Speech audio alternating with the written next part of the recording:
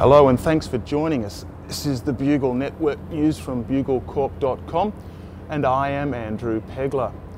Coming up, we talk to Shane Warne, who reveals exclusively that he never stood on convention because it never stood on him.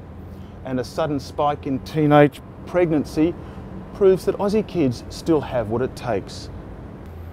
But to Lord news first, and AMP assessors have rejected a life insurance claim by a Mr. Jesus Christ of Heaven, maintaining that they will not pay out life insurance to someone who is both alive and dead at the same time.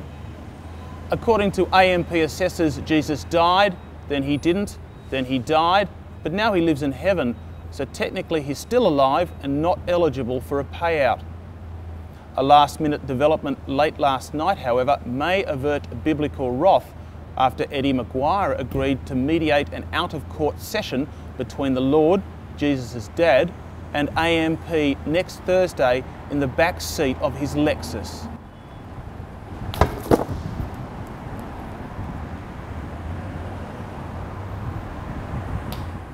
To media now, and Rupert Murdoch's Limited News is selling its ownership of the lowest common denominator. Murdoch is widely rumoured to be selling the lowest common denominator, which it bought from Disney for $43.5 trillion in 2005, in a bid to consolidate the books of his beleaguered Limited News media empire. Both Channel 9 and 10 are said to be very keen, but insiders are tipping they will be outbet by Alan Jones. You're watching the Bugle Network News, and while we don't confess to having any solutions, we sure as hell admire the problems.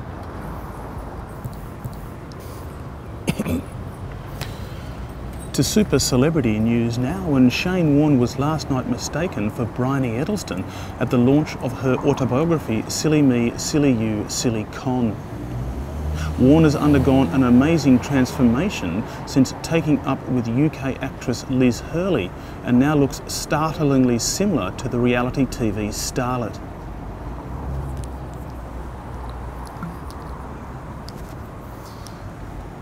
According to insiders, however, this is not the first time that Shane has been misidentified, with now even his children finding it increasingly difficult to tell the difference between the newly Botoxed and tanned Shane and the newly Botoxed and tanned ex-wife Simone Callahan.